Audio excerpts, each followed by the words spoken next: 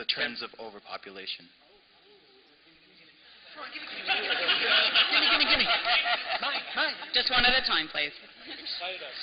Okay, I love the overpopulation question. Yeah, I'll give you the mic if I don't destroy your thought process in the meantime.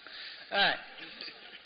It is important to remember that first world nations with proper health care and standards of living maintain a 1-to-1, 1-to-2 fertility ratio, which means they basically self-balance. Third world nations, which are impoverished, barely survive, and have basically a crappy living condition, are 1-to-7. You improve the environment, you automatically reduce the population concerns. The population issues that we have are more driven by inequality and poor living conditions than they are by some weird notion that everybody's just going to have a whole bunch of sex and make a crap load of babies. If you're educated and you're pursuing your personal passion and you're busy doing that, and your children will survive past the age of 5 or 6. The odds are you're not going to want to have 9 or 10 kids. You're only going to have the 1 or 2 that you want to possibly have. Plus, we also do a good job culturally of teaching you've got to get married and have kids to be a justified human being. Bullcrap. No, you don't. You can be a single, fun-loving gigolo bachelor or bachelorette or whatever and still be a positive, productive person for society and help mankind. You don't necessarily need to have kids. And so that goes back to an educational foundation and a religious foundation of the, be fruitful and multiply kind of thing. And I'd rather just be fruitful and leave the multiplication to others if they want. But, and then you've also got, again, the economic issues.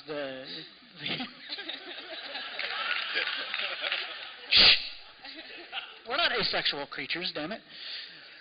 But, but then you look at the economic aspects, too. You start improving the living conditions of people in third world nations, they're not going to need to have 7 or 8 kids and hope that 2 of them survive. Because why are they doing that in the first place? They know that when they get old and things start to fall apart on them, they're going to need offspring to help take care of them. If you have a better environment, that becomes less of a need. And so the overpopulation issue will rectify when we start improving the living conditions of every man, woman, and child on this planet.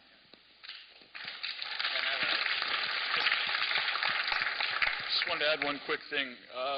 We don't really have an overpopulation problem when it comes to what we can actually support on this planet and with the technology that we currently have at our disposal. It just seems like we do because of the grossly inefficient market system that we use today. I believe there was a study in the 1980s by the World Health Organization, out of all organizations, that found that we had the technology and the resources to feed the world's population about 12 times over. And that was back then in the 80s when technology is nowhere near what it is today. Yeah. Big buzzword myth out there as far as, I'm sorry. Just real quick, big buzzword myth out there that we're in a place of overpopulation. It serves the establishment to think that way. It justifies the false social Darwinism. It justifies our ability to step over homeless people when we walk down the street and not feel empathy. And also, if you want to accelerate the process of, bringing up the standards of living so that people in developing nations don't need to make so many children, there is one bulletproof 100% probability of success way of doing that, and that is the emancipation of women.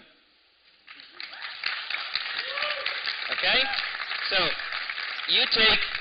they actually made experiments in some villages in India. So we have data for it. In one village, they did nothing. Another village, very similar conditions, just 50 kilometers away. They gave 5 years of primary education. They taught them about birth control, sexual education, contraception, economy, household management, and literacy, things like that. And guess what? 10 years later, those girls, they had an average of 1.2 children per household, and the other 12. So, there you go. Fun fact, you can do whatever you want with boys. You can, have them 25 years in school. It doesn't change anything. Okay? So, the emancipation of women is the answer to your overpopulation problem. Thank you very much.